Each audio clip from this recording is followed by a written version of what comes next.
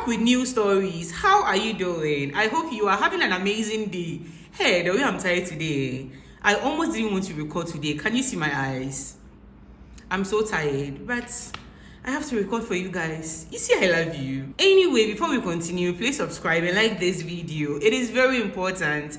And don't forget to turn on the notification bell so that when I post, you'll be notified immediately. Today's shout out goes to Okoli Ujanwa N7J. I hope I'm pronouncing your name right. Thank you so much for the support, babe. I love you. And I'll get comfortable. Relax, and let's get right into it.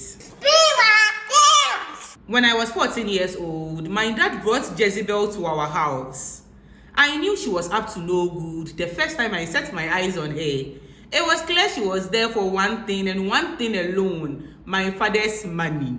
But my father was in love, and so he was blind to her true intentions. At the time, my life had already been turned upside down after my mom passed away following a long battle with cancer.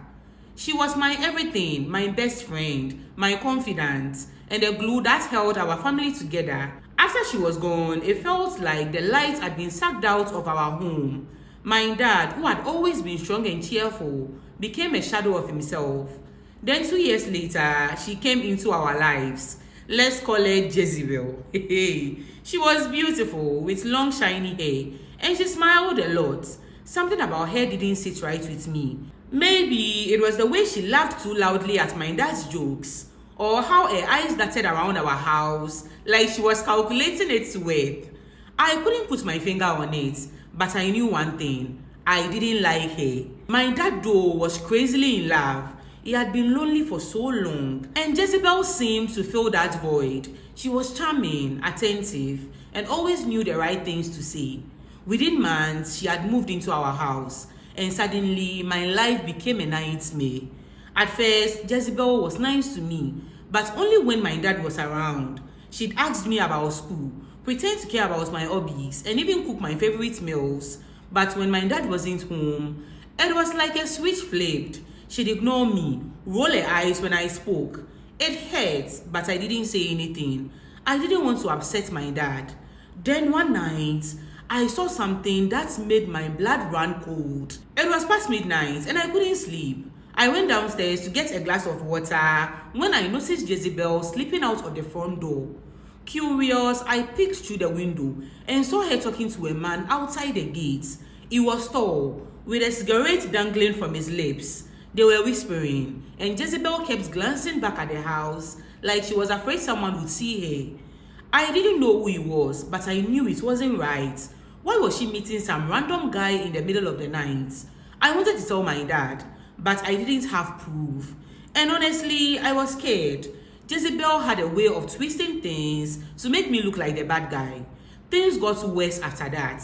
Jezebel started treating me like I was invisible. She'd leave me out of family dinners, throw away my things, and even lock me out of the house when my dad was at work.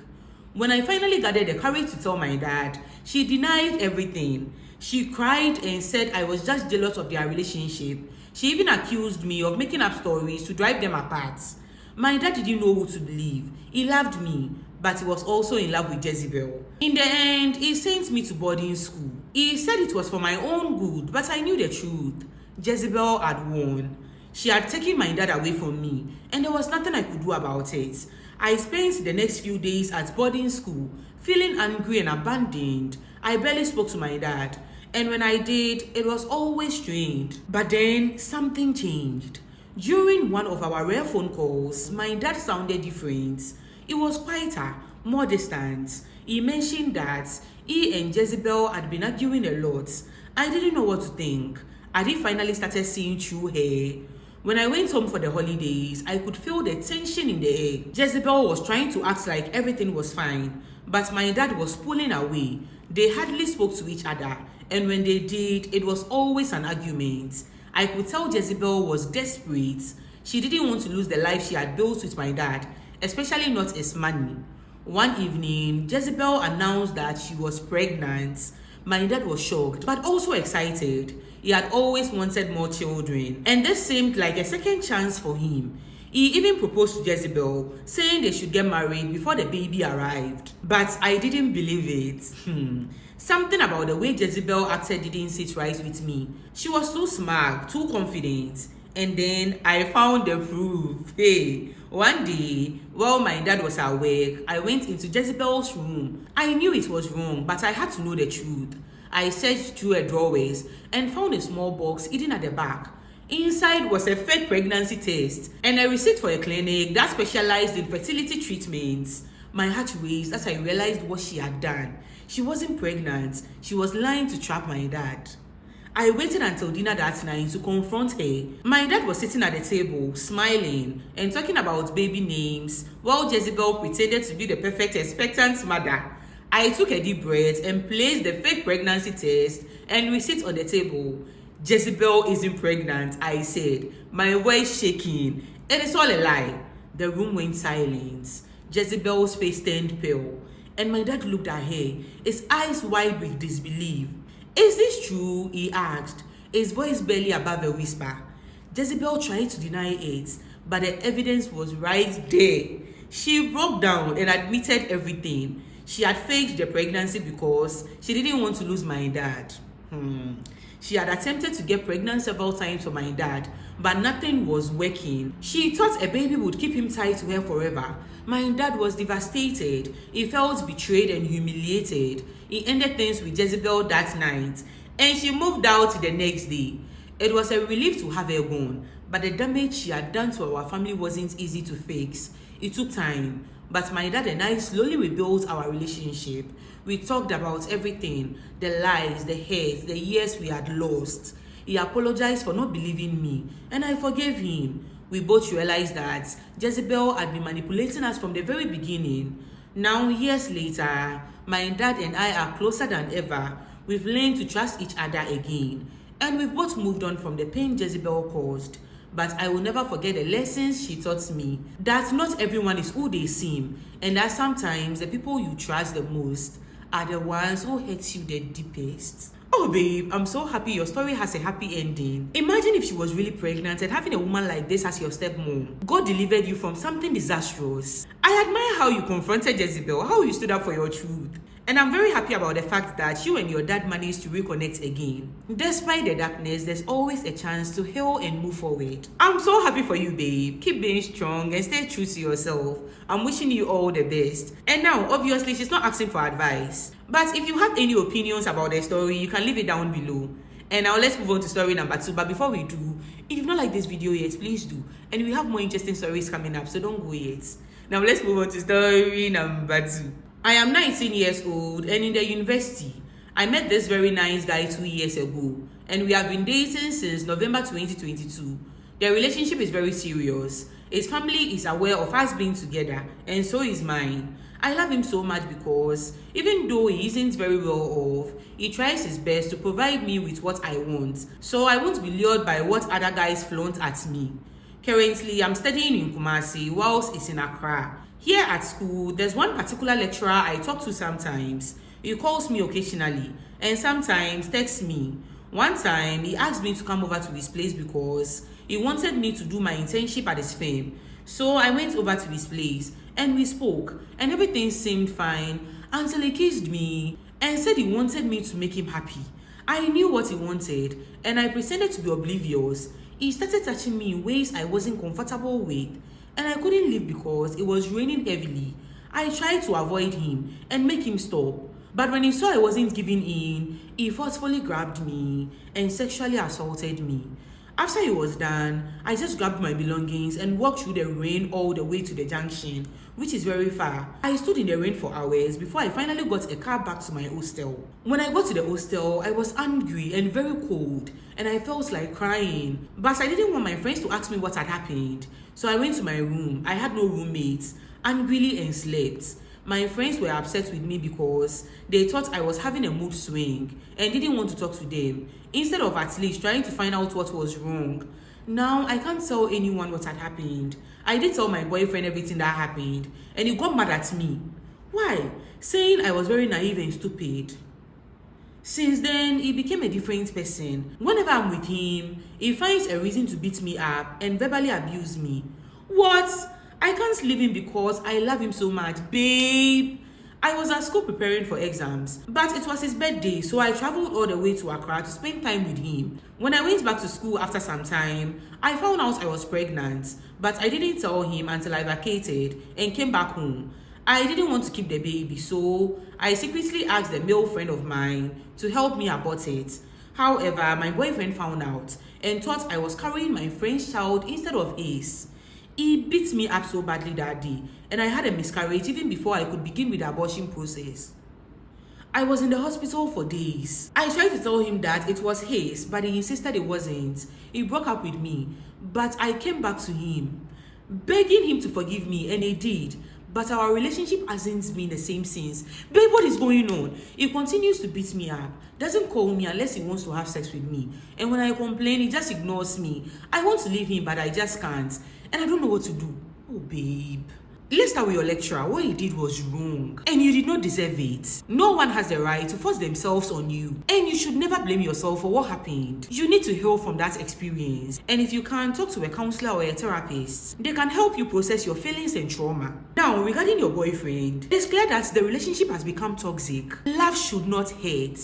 Babe, listen to me. Love should not hurt. If he's hitting you and treating you badly, that is abuse and you should not accept it. Love doesn't mean being controlled or feeling unsafe. It is understandable to feel attached. But babe, you deserve to be in a relationship where you feel valued and safe. If you have a close friend or a family member you trust, reach out to them. Tell them what you are going through. They can help you leave. It might feel scary. It is crucial for you to leave this relationship. Prioritize your safety, babe. This man is never going to change. This is how it is always going to be. Focus on your education and your future. You are young, and there are many opportunities ahead of you. Give yourself the chance to learn, grow, and find happiness without fear. Babe, you are stronger than you think you are. Get out of that relationship. I'm wishing you all the best. And now, if you have any advice for this sender, write story number 2 and leave your advice and opinions. She's going to be in the comment sections reading them. Let's move on to story number 3. Ever since childhood, I have lived with my mom, who did everything a mother should do for her only child to make her happy. And I did my part as a daughter. I don't have many friends because it has always been just my mom and me.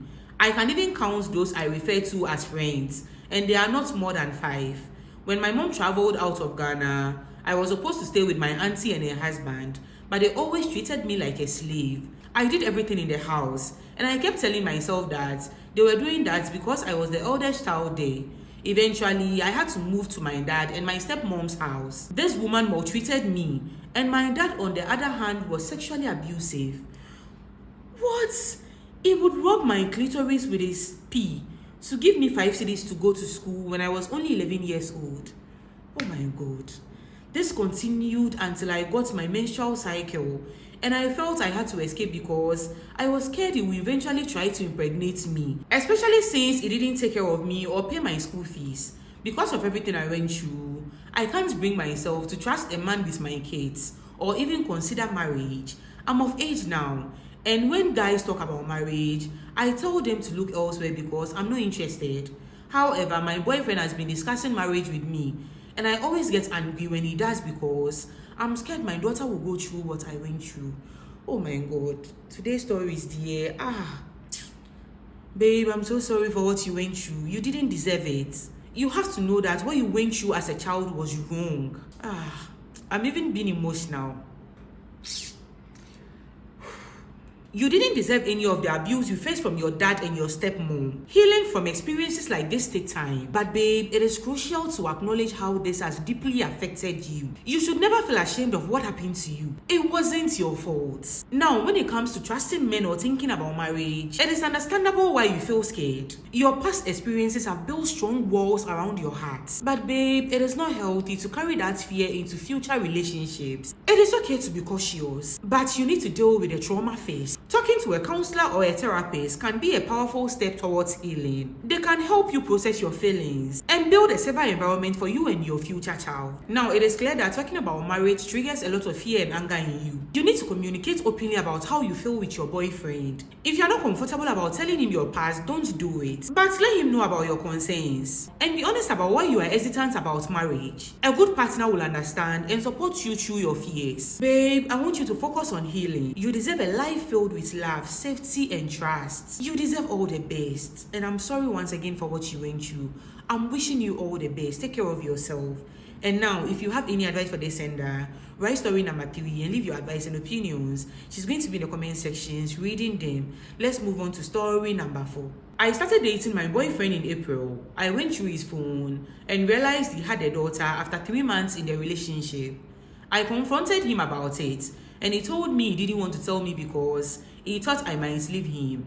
I was very angry at him for hiding such an important thing from me, but he apologized and I forgave him. Whenever I go to his place, he talks to his baby mama. I asked him about it and he said they are not together anymore, so I shouldn't be suspicious. He talks to her because of their child. Whenever I'm with him, he always puts his phone on loudspeaker for incoming calls, but when his baby mama calls, he goes outside to take the call. I complained about it and he told me I should just trust him. He wants to have sex at least 4 times a week. And if I deny him for just one day, he starts giving me attitude. He always tells me he loves me, and I really do love him too. But my problem is that I think he's still dating his baby mama, and he's just taking me as a sex mate. Trust your instincts, babe. We had a little misunderstanding once, and he told me he never loved me, and I'm just a sex mate. But then he later apologized. He meant it.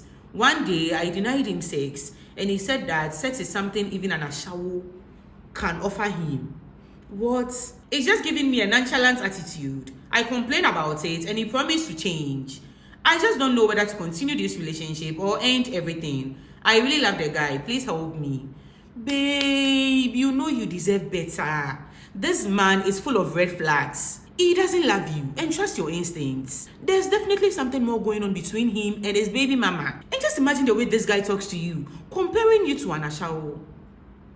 Babe, what are you still doing with him? You deserve a relationship where you feel valued, secured, and loved for more than just physical intimacy. It is okay to love someone, but still recognize that they might not be the right person for you. Babe, you need to consider ending this relationship for your own well-being. Remember that it is better to be single than to be with someone who doesn't treat you like the way you deserve to be treated. I know you think you cannot live without him, but you can. You are stronger than you think you are. Leave that relationship, babe. You deserve better. I'm wishing you all the best and take care of yourself. And now, if you have any advice for this sender, write story number 4 and leave your advice and opinions. She's going to be in the comment sections reading them. I'm so tired, oh my God. And now, you know our anthem. This is a judgment-free zone. We listen. We don't judge. So please be kind to them in the comment sections, because obviously these issues are worrying them. And that is why they've sent me these stories in the first place. So please be kind. If you've not subscribed yet, what are you waiting for, babe? Subscribe and like this video. And don't forget to turn on the notification bell so that when I post, you'll be notified immediately. I hope you enjoyed this video. Thank you so much for watching. Okay, I'm done. Bye.